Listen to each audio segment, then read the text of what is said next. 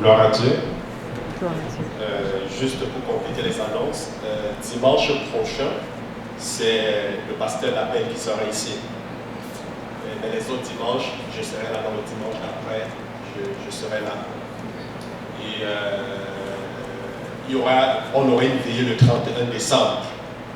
Je vais vous expliquer à partir de la semaine du sud prochain de quoi exactement il est question et comment se préparer par rapport à la veillée.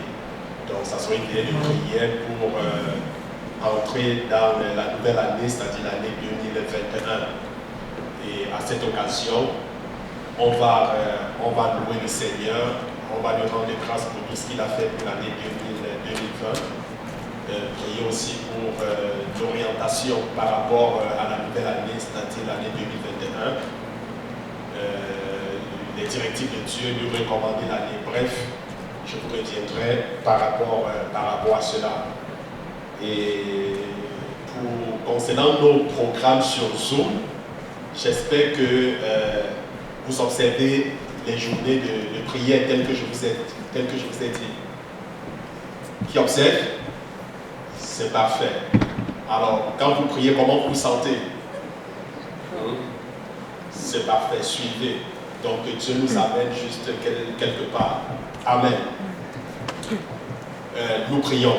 Seigneur, ce n'est pas par nous-mêmes, ce n'est pas par nos propres forces, mais Éternel, tu déclares c'est par ton esprit.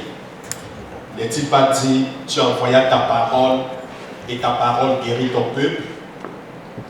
Nous voulons te recommander, Seigneur, ce moment où nous voulons écouter de toi.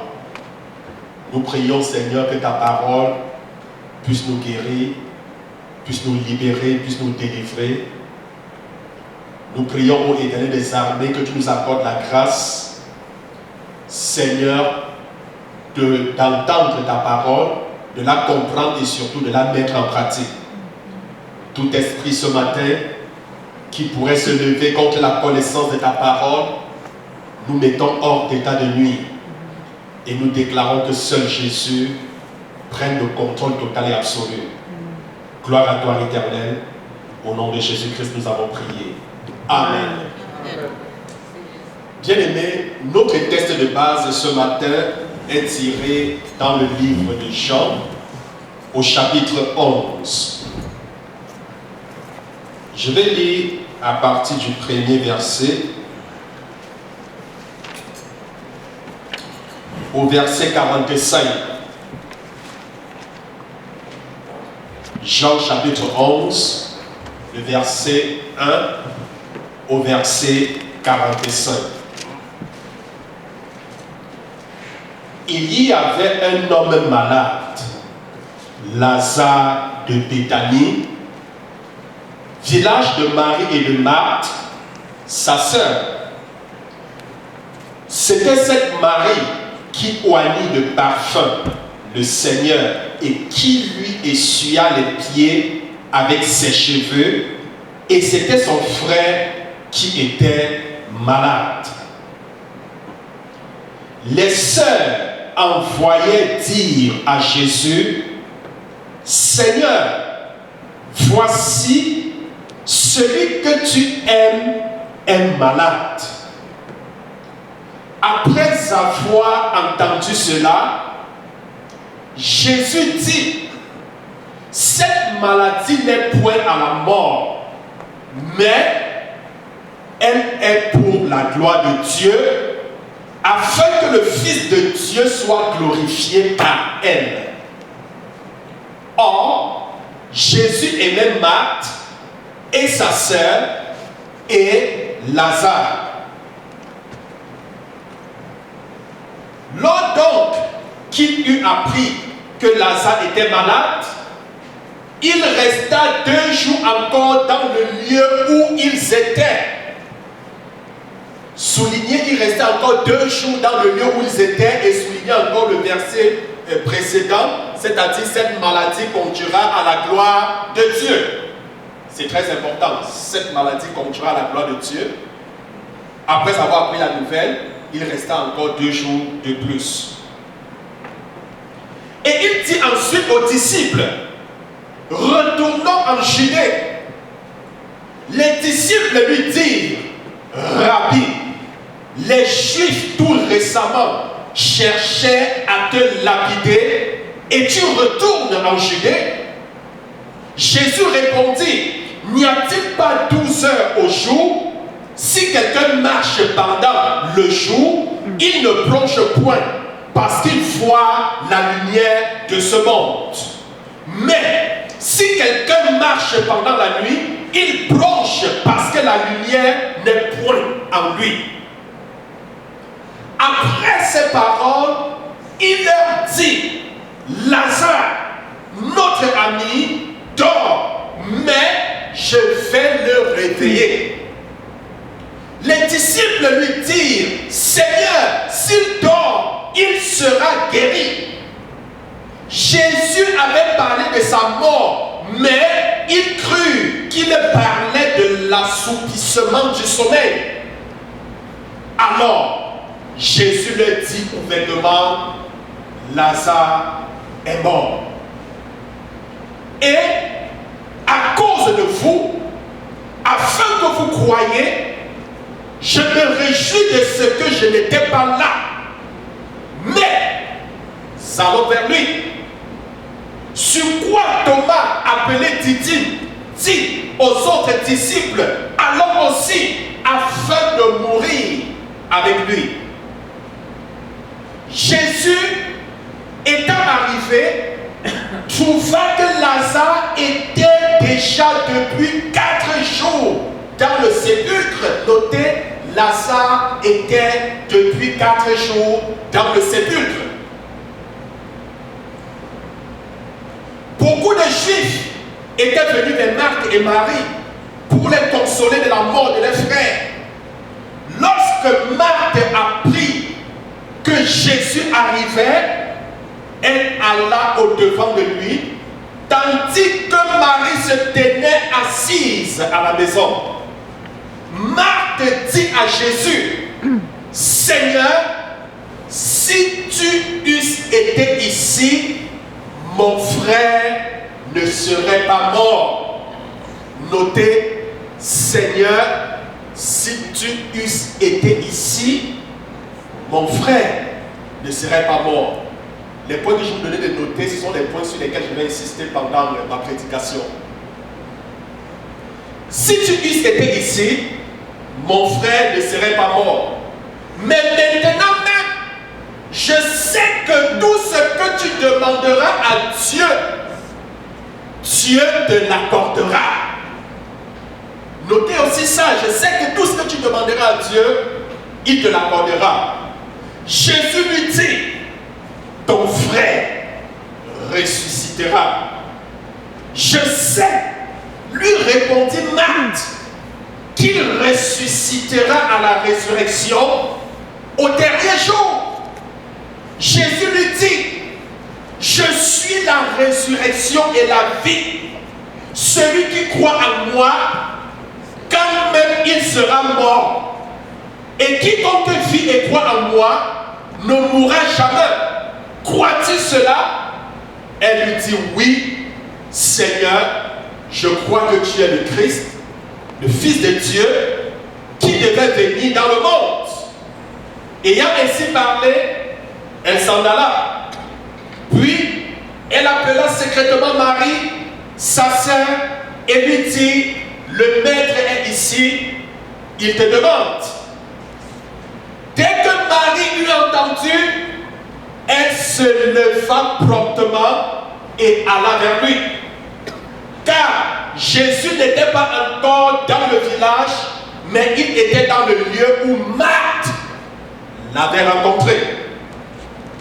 Les Juifs qui étaient avec Marie dans la maison et qui la consolaient, l'ayant vu se lever promptement et sortir, la suivirent, disant, elle va au sépulcre pour y pleurer. Lorsque Marie fut arrivée là où était Jésus et qu'elle le vit, elle tomba à ses pieds et lui dit, Seigneur, si tu eusses été ici, mon frère ne serait pas mort. Jésus, la voyant pleurer Et les Juifs qui étaient venus avec elle frémit en son esprit et fut tout ému. Et il dit, où l'avez-vous mis, Seigneur? Lui répondirent-ils, viens et vois. Le verset 35, Jésus pleura. Souligné, Jésus pleura. Sur quoi les Juifs dirent, voyez comment il l'aimait. Et quelques-uns d'entre eux dirent, lui qui a ouvert les yeux de l'aveugle, ne pouvait-il pas faire aussi que cet homme ne mourût point? Jésus, frémissant de nouveau en lui-même, se rendit au sépulcre. C'était une grotte et une pierre était placée devant. Jésus dit, ôtez la pierre. Marthe, la sœur du mort, lui dit, Seigneur, il sent déjà, car il y a 4 jours qu'il est là. Seigneur, il sent déjà, ça fait 4 jours qu'il est là. Soulignez aussi ce passage. Jésus lui dit, ne t'ai-je pas dit, si tu crois, tu verras la gloire de Dieu. Notez, si tu crois, tu verras la gloire de Dieu.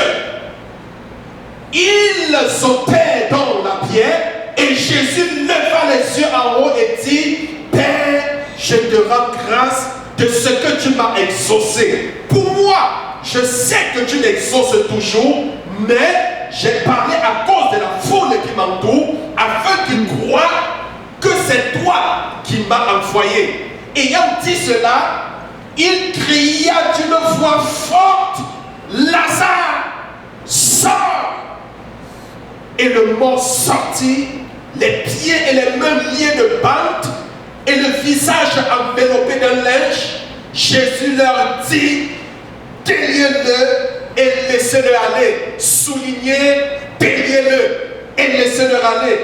Verset 45, plusieurs des Juifs qui étaient venus avec Marie et qui virent ce que fit Jésus, crurent en lui. Alors, bien aimé, la Bible nous raconte l'histoire de Lazare qui était malade et qui fut ressuscité par Jésus.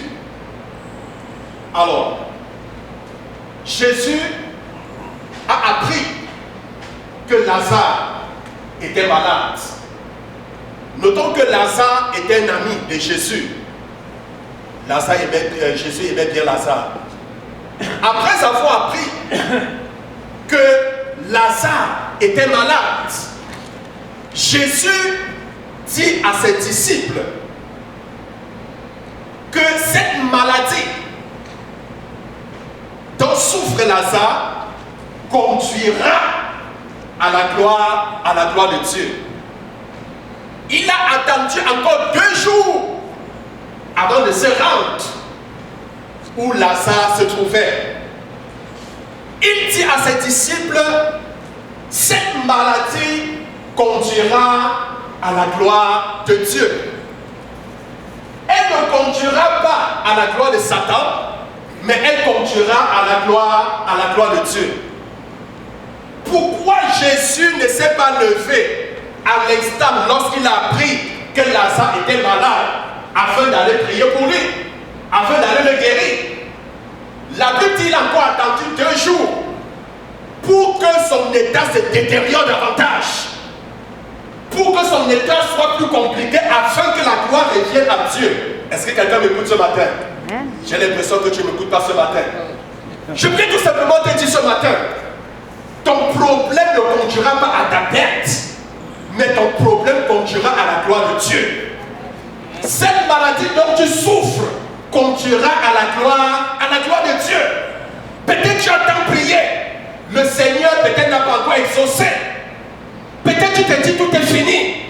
Mais la bonne nouvelle, c'est que quel que soit l'état dans lequel tu te trouves, quelle que soit l'ampleur que ton problème a pris, cela conduira à la gloire de Dieu. Si tu dis Amen, cela s'accomplira au nom de Jésus. Amen. Vous savez, souvent nous sommes dans des situations désespérées. Souvent, nous avons l'impression que le ciel nous tombe sur la tête. Nous prions par rapport à un problème, mais nous voyons le problème grandir au fur et à mesure. Mais je vais te dire une chose, ce problème ne te détruira pas. C'est tout simplement parce que le Seigneur veut prendre gloire dans ton problème, dans ta situation. J'ai compris une chose avec Dieu, c'est que tout ce qui m'arrive concourt pour mon bien. Tel que la Bible le dit, toutes choses concourent au bien de ceux de ceux, n'est-ce pas, qui sont appelés par Dieu, de ceux qui aiment le Seigneur. Quoi qu'il m'arrive, que ce soit en bien ou en mal, concourt à mon bien. C'est souvent très difficile, n'est-ce pas? Parce qu'en tant que chrétien, quand tout va bien, gloire à Dieu. C'est la volonté de Dieu. Mais nous n'acceptons pas quand tout va mal. Quand tout va mal, pourquoi vous pensez que ce n'est pas la volonté de Dieu? Tout ce qui nous arrive, c'est pour notre bien. On a vendu Joseph. On a jeté Joseph dans la citerne. C'était pour son bien. On l'a enlevé, on l'a vendu comme esclave. Certes, c'est une épreuve difficile. Et cette épreuve allait concourir à la gloire de Dieu. C'était difficile, mais c'était pour son bien. Il allait en Égypte, où il était esclave, il était dans la maison de Potiphar. De la maison de Potiphar, on l'a jeté en prison. Tout cela, c'était pour son bien. Il est quitté de la maison pour le palais.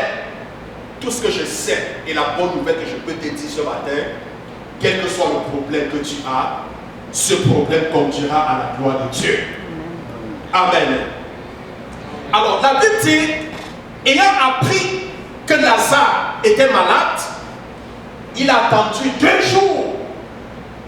Et il a dit à ses disciples, notre ami Lazare dort, mais je vais le réveiller. Il parlait en fait de la mort de Lazare. Il disait que Lazare était décédé. Mais les disciples n'ont pas compris. Les disciples crurent que Lazare dormait et il dit, mais si Lazare dort, mais tu vas le guérir. Et il a dit ouvertement, écoutez, notre ami Lazare est mort. Je rends grâce à Dieu parce que je n'étais pas là. Afin que tout le monde que tout le monde sache qu'il a été envoyé par Dieu. Il dit c'est l'heure d'aller rendre visite à notre ami.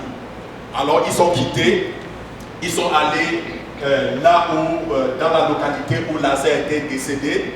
Ils ont envoyé un message à Marthe. Et Marthe, ayant appris la nouvelle que Jésus était là, est allée rencontrer Jésus. Et lorsqu'elle a aperçu Jésus, elle se jeta à ses pieds et dit, Seigneur, si tu eus été ici, mon frère ne serait pas mort. Si tu eus été ici, Lazare ne serait pas mort. Vous comprenez ce qu'elle voulait dire? Elle était en quelque sorte en train de dire à Jésus, tu es arrivé en retard par rapport à mon problème. Tu es arrivé trop tard pour résoudre mon problème. Et du coup, je me pose la question, Dieu est-il en retard? Dieu n'est jamais en retard. Quelle que soit la gravité du problème, quelles que soient les difficultés que nous traversons, Dieu n'est jamais en retard. Jésus lui dit, écoute Marthe, je suis la résurrection. Marthe lui dit, oui Seigneur, je sais que mon frère ressuscitera lors de la résurrection. Jésus dit, mais tiens Marthe, celui qui croit en moi, même s'il meurt, il vivra. Marthe. Jésus était en train de dire à Marthe, écoute Marthe, je suis la solution présente de ton problème. Mais Marthe n'était pas en train de comprendre. Marthe était en train de dire, Seigneur, tu es arrivé trop tard. Si tu es arrivé plus tôt, mon frère ne serait pas mort. Jésus dit, écoute, je suis la résurrection. Même s'il est mort, il va ressusciter. Je suis la résurrection. Marthe lui dit, oui Seigneur, je sais que tout ce que tu demandes au Père, il te l'accorde. Je sais que tu es le Christ qui devait venir. Je crois que tu es capable de ressusciter mon frère. Si je peux ainsi paraphraser. Marthe dit oui Seigneur, je crois. Est-ce que vous comprenez? Je crois. Et Marthe donc est allée alerter Marie, la sœur du défunt, que Jésus était dans les environs. Marie, ayant appris la nouvelle, elle se leva promptement et alla vers Jésus. Et les pharisiens qui étaient venus la consoler se dit qu'elle allait pleurer au sépulcre, qu'elle allait se lamenter au sépulcre, la suivaient pour la consoler. Et quand Marie arrivait, elle s'est jetée aux pieds de Jésus. La même réaction que Marthe. Seigneur, si tu eus été ici à temps, mon frère ne serait pas mort, Lazare ne serait pas mort. La Bible déclare, Jésus frémit en son esprit, il fut ému. Jésus dit, où est-ce que vous l'avez mis? Marie dit, Seigneur, viens et vois. La Bible déclare, les pharisiens, tous ceux qui étaient là, s'est mis à pleurer. Et la Bible dit, Jésus, au verset 35, pleura. Pourquoi est-ce que Jésus pleurait? Est-ce que Jésus pleurait parce que Lazare était décédé? Non. Parce qu'il l'aimait. Jésus pleurait parce que lui, qui était la solution au problème, personne ne pouvait le reconnaître comme étant la solution. Il pleurait à cause de l'incrédulité de ces gens. Jésus s'est forcé de les faire comprendre, je suis la solution, je suis la résurrection. Celui qui croit en moi a la vie. Tout est possible pour celui qui croit. Luc chapitre 1 verset 37, car rien n'est impossible à Dieu. Dieu en personne était là, la solution au problème était là. Très souvent, bien aimé, Jésus pleure. Jésus pleure dans nos vies, il pleure dans les situations. Il pleure parce que lui, la solution de nos problèmes, il est plus proche que nous le pensons. Mais nous ne reconnaissons pas Jésus comme la solution. Il pleure quand nous traversons des situations difficiles. Il pleure quand nous sommes malades. Il pleure quand nous sommes dans des épreuves difficiles. Parce qu'on ne le reconnaît pas comme la solution présente dans nos problèmes. La Bible dit Jésus pleura. Et Jésus dit, où l'avez-vous mis? Seigneur, viens et vois. La Bible déclare, on l'amena dans le sépulcre où Lazare était enterré. La Bible dit, il y avait une grotte à l'entrée du sépulcre. Jésus dit, ôtez dans la grotte.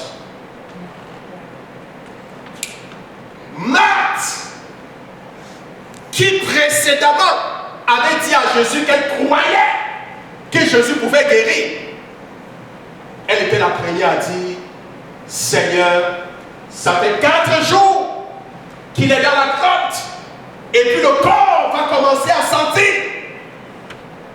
Jésus dit, mais Marthe, ne t'ai-je pas dit que si tu crois, alors tu feras la gloire de Dieu? Marthe avait une foi que je pourrais dire une foi circonstancielle. Est-ce que vous comprenez? Une foi comment? Circonstancielle. Une foi qui dépend des circonstances. Il y a des chrétiens qui ont des foi, qui ont une foi pareille. C'est-à-dire, quand ils ne sont pas face au problème, Seigneur, je crois que tu es capable de me consoler. Je crois, Seigneur, que tu es capable de me guérir. Ils ne sont pas malades, mais ils croient que le Seigneur peut les guérir. Mais le jour qu'ils sont malades, ils doutent. Ils ne croient plus que le Seigneur peut les guérir. Est-ce que vous comprenez? C'est ça que je parle de la foi circonstancielle, la foi conditionnelle. Une foi qui change. Quand tu n'as pas de problème, tu crois, mais quand tu es face au problème, tu ne crois plus. C'est ce qui arrive à Marthe. Lorsqu'elle n'était pas face au problème, elle pouvait croire que Jésus pouvait agir. Mais maintenant qu'elle est face au problème, elle doute. Et Jésus lui dit, ne t'ai-je pas dit que si tu crois, alors tu verras la gloire de Dieu? La Bible dit, tout est possible pour celui qui croit. Tout est possible pour qui? Celui qui croit. Pour celui qui croit. Et dans Luc 1, verset 37, car rien n'est impossible à Dieu. Rien n'est pas seulement impossible à Dieu, mais tout est aussi possible pour celui qui croit. Très souvent, nous avons l'habitude de dire, Seigneur, nous savons que tout est possible avec toi. Dieu aussi nous répond, mon enfant, tout est aussi impossible pour celui qui croit. Si tu crois, alors tu pourras tout obtenir. Gloire à Dieu. Amen. Tout est possible pour celui qui croit. Bien aimé, si tu crois que Jésus peut te guérir, il te guérira. Si tu crois que Jésus peut te délivrer, alors il va te délivrer. Si tu crois que Jésus peut t'accorder la percée dont tu as besoin, il t'accordera la percée. Si tu crois que Jésus peut t'élever, alors il va t'élever. Si tu crois que Jésus peut faire de toi la tête et non la queue, il fera de toi la tête et non la queue. Si tu crois que Jésus peut t'aider à accéder au sommet, je dis bien au sommet de ta carrière, alors tu accéderas au sommet de ta carrière. Celui qui croit verra la gloire de Dieu. La Bible dit, sans la foi, il est impossible de recevoir quoi que ce soit venant de Dieu. Bien-aimé, en tant qu'enfant de Dieu, la foi est cet élément qui nous permet de rendre les choses invisibles et visibles. La foi, c'est cette main qui prend entre les mains de Dieu les choses dont nous avons besoin. Est-ce que vous comprenez? La foi saisit entre les mains de Dieu les choses dont nous avons besoin. La foi en un mot veut dire croire. Et croire au sens biblique, c'est quoi? C'est prendre. C'est saisir. Je prends ce qui m'appartient. Gloire à Dieu. Alors, est-ce que tu crois que tu es capable d'exaucer ta prière? Est-ce que tu crois que tu es capable de te guérir? Est-ce que tu crois que tu es capable de te donner cette chose que tu lui as tant demandé? Je crois que le Seigneur peut le faire. Et si tu crois, il le fera. Jésus dit ôtez la grotte. Et puis lorsqu'on a ôté la grotte, je ne sais pas le sépulcre dans lequel l'ennemi t'a placé ce matin. L'ennemi t'a peut-être mis dans une tombe et à l'entrée il a mis une grotte afin de t'enfermer, afin que tu ne vois jamais la lumière, afin que tu ne t'épanouisses jamais, afin que tu n'accomplisses jamais le plan de Dieu pour toi. Mais ce matin, cette grotte est ôtée au nom de Jésus. Amen. Je ne comprends pas ton Amen. Amen. Amen veut dire qu'il en soit ainsi. Cette grotte est ôtée au nom de Jésus. Cette pierre, merci, j'ai dit la grotte. On l'a mis dans la grotte. Cette pierre qu'on a mis à l'entrée de la grotte est ôtée. Gloire à Dieu. Il cria d'une voix forte, Lazare, sort! Et la Bible déclare, le mort sortit, tout lié. Et il dit, déliez-le et laissez-le partir. Quels sont les liens qui te tiennent? Ces liens vont te libérer, vont te lâcher ce matin au nom de Jésus. Amen. Bien-aimé, dans Jacques, au chapitre 5,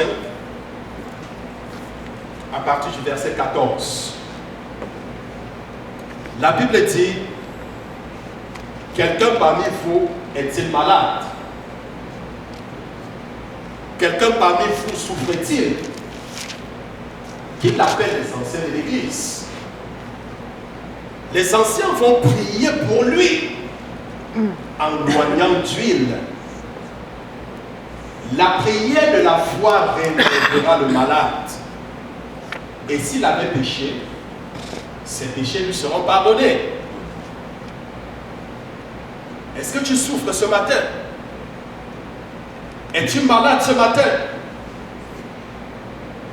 Je vais prier pour toi ce matin. Et j'ai consacré cette huile telle que la Bible le demande. Je l'ai consacrée spécifiquement pour quelqu'un. Donc après, je vais remettre à la personne, mais je voulais utiliser cette huile pour prier en même temps pour tous ceux-là qui sont malades, tel que la Bible le recommande. Si tu crois, alors tu recevras ton miracle. Je dis bien si tu crois, tout est possible pour celui qui croit. Jésus, avant de guérir certaines personnes, il éprouvait d'abord leur foi.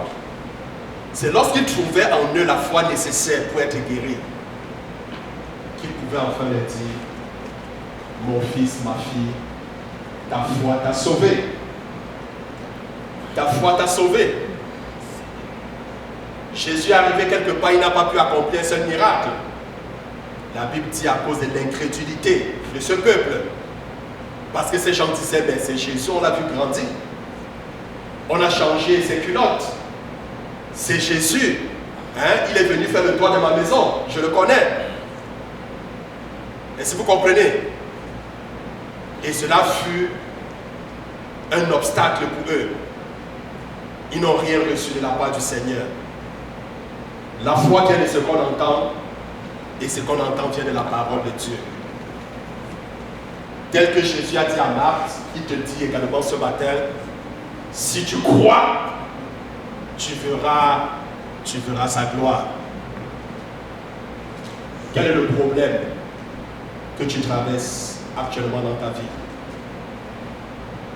Quelles sont les difficultés auxquelles tu fais face?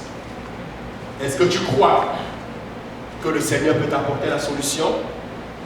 Est-ce que tu crois qu'il a la solution à ce problème? Si tu crois, alors tu verras sa gloire.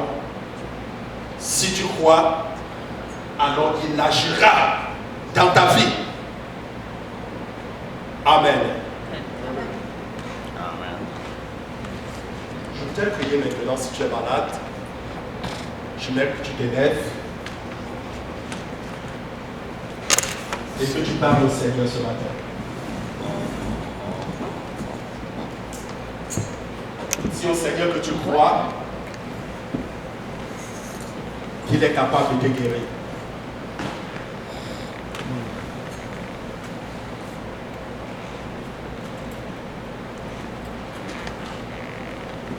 Dis-lui que tu crois à l'œuvre qu'il a accomplie il y a plus de 2000 ans sur la croix. La Bible dit, il a pris ta place. Il est mort pour que tu sois libéré. Il est mort afin que tu sois libéré de tes péchés et que tu sois guéri de toutes tes maladies. Et dit-il par le livre de Somme qu'il est l'Éternel qui pardonne tous nos péchés et qui guérit toutes nos maladies. Quelles que soient les maladies dont nous souffrons, la Bible dit, il nous guérit de toutes nos maladies. Je peux ressentir la main, la présence du Seigneur ce matin. Et la main de Dieu est prête à agir dans ta vie. Le Seigneur est prêt à agir dans ta vie. Parle à Dieu ce matin. Quel est ce problème que tu as? Quelle est cette maladie? Pense à l'œuvre que Jésus a accomplie sur la croix. La Bible dit que nous étions destinés à la colère à venir de Dieu. Nous souffrons à cause des péchés. Mais quelqu'un a payé le prix pour nous.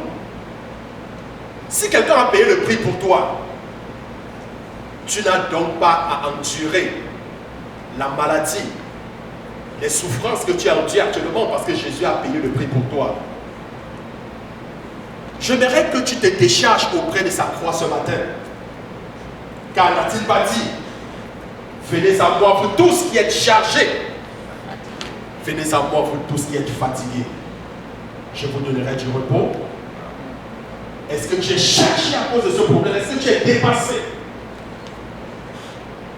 Est-ce que tu as atteint la limite de tes forces?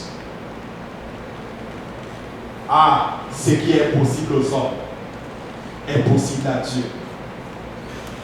Qu'est-ce que l'hôpital a dit par rapport à ta situation? Qu'il n'y a plus de solution? Peut-être la science ne peut rien faire pour toi. Peut-être tu es dans la situation de Lazare, où on essayait à gauche et à droite dans tous les hôpitaux. On n'a pas pu guérir Lazare. Jusqu'à ce qu'il décède. Es-tu dans une situation désespérée? La Bible déclare aussi longtemps les cieux sont au-dessus de la terre. Ainsi, la pensée de Dieu est au-dessus de nos pensées. Les voies de Dieu sont au-dessus de nos voies. Là où la sagesse de l'homme s'arrête, c'est là où celle de Dieu commence. Là où la force de l'homme s'arrête, là où la science est limitée, là où la science s'arrête, c'est là où Dieu commence. C'est la raison pour laquelle il dit, venez à moi, vous tous qui êtes fatigués, chargés, vous qui n'avez plus d'espoir, venez et je vous accorderai la solution à vos problèmes. Seul Jésus est la solution. La Bible déclare le nom qui nous a été donné par lequel nous sommes sauvés. C'est le nom précieux de Jésus. Et à la mention de ce nom, la Bible déclare tout genou fléchi et toute langue confesse qu'il est Seigneur. Quiconque invoquera le nom du Seigneur sera sauvé. Est-ce que tu peux invoquer Jésus par rapport à ce problème dont tu fais face? Il est plus près que tu ne le penses. Jésus est plus près que tu ne le penses. Ne le vois pas loin de toi. Il est la solution à ton problème. Dis-lui ce matin, Seigneur, je reconnais que tu es la solution à mon problème. Je reconnais que tu es le Dieu qui guérit. Je reconnais que tu es le Dieu qui libère. Je reconnais que tu es le Dieu qui protège. Je reconnais que tu es le Dieu qui élève. Est-ce que tu peux lui parler ce matin? Dis-lui, je reconnais, Seigneur, que tu es la solution à mon problème. Je reconnais, Seigneur, que tu es la solution à mon problème. La Bible dit l'élévation ne vient ni de l'ouest ni de l'orient, mais l'élévation vient de l'Éternel. Si l'Éternel le fait, si l'Éternel le protège, celui qui le fait enfin. Oui, c'est l'Éternel qui protège, reconnais-le comme ton protecteur. La Bible déclare le nom de l'Éternel est une pousse forte et le juste s'y réfugie. Dis-lui ce matin, Seigneur, en ton nom, je viens trouver de l'abri. En ton nom, Seigneur, je me refuge. En ton nom, Seigneur, je viens obtenir, oh Dieu, la protection dont j'ai besoin. Ah, il dit dans Exode chapitre 15, le verset 26b, car je suis l'Éternel qui te guérit. As-tu mal à la tête ce matin? Pose les mains sur ta tête. Il te dit, je suis l'Éternel qui te guérit. Est-ce que tu as mal au ventre? Est-ce que tu as atteint d'une maladie inguérissable? Quelles sont les parties de ton corps qui souffrent? Est-ce que ce sont tes poumons? Est-ce que ce sont tes reins? Est-ce que tu as un système immunitaire diminué? Qu'est-ce qui ne marche pas? Il dit, je suis l'Éternel qui te guérit. Je commande donc à toutes les parties de ton corps qui souffrent de recevoir la guérison. De recevoir la guérison. De recevoir la guérison. De recevoir la guérison. De recevoir la guérison. De recevoir la guérison. La Bible dit dans 1 Pierre que par ses maîtres sûrs, nous avons été guéris. Ça c'est le passé. Est-ce que vous comprenez? Nous avons été guéris. Ça c'est le passé. Ça veut dire quoi?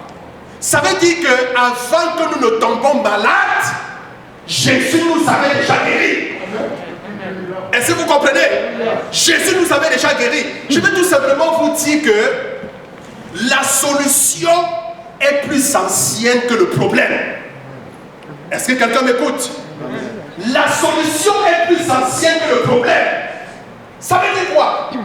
Ça veut tout simplement dire que ce n'est pas parce qu'il y a problème qu'il y a solution. Est-ce que quelqu'un me comprend? C'est parce qu'il y a la solution que le problème survient. Peut-être vous ne m'écoutez pas bien ce matin. Amen. La Bible déclare, quand Dieu a créé l'homme, Dieu savait ce qui devait arriver. Dieu savait que l'homme devait échouer. Et Dieu avait déjà préparé la solution au problème de l'homme avant que le problème ne surgisse. Parce que la Bible déclare Jésus est l'agneau de Dieu qui avait été immolé avant la fondation des temps. Ça veut dire qu'avant que le monde ne soit conçu, avant que l'homme ne fût créé, Jésus avait déjà été choisi. Jésus était l'agneau que Dieu avait déjà préparé pour la solution future au problème de l'homme. Est-ce que vous comprenez? Amen. Si la solution n'existait pas, Dieu n'aurait pas permis que tu aies des problèmes. Si la guérison n'existait pas, Dieu n'aurait jamais permis que tu sois malade. Si Dieu permet que tu sois malade, c'est parce qu'il avait déjà pourvu à la guérison. Est-ce que quelqu'un m'écoute? C'est parce qu'il avait déjà pourvu à la guérison. Il avait déjà pourvu à la guérison. La Bible déclare, il ne permettra jamais une épreuve qu'il soit au-dessus de nous. La Bible dit, lorsque nous passons, lorsque nous traversons des épreuves, il a déjà prévu un chemin de sortie. Est-ce que vous comprenez? Il a déjà prévu un chemin de sortie. Avant que le problème n'arrive, Jésus, Dieu, avait déjà préparé la solution. Est-ce que tu peux recevoir la solution à ton problème au nom de Jésus? Est-ce que tu peux dire, Seigneur, je reçois ma guérison au nom de Jésus. Je reçois ma libération au nom de Jésus. Je reçois ma percée au nom de Jésus. Je reçois mon élévation au nom de Jésus. Je reçois, Seigneur, ma possession au nom de Jésus. Je reçois mon héritage au nom de Jésus. Est-ce que tu peux parler à Dieu ce matin? Est-ce que tu peux parler au Seigneur ce matin? Parle au Seigneur ce matin. Parle au Seigneur ce matin.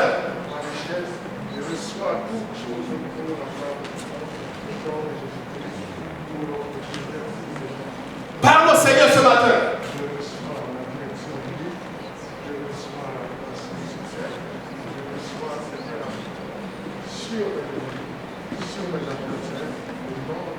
Parle au Seigneur et reçois ta guérison, reçois ta libération.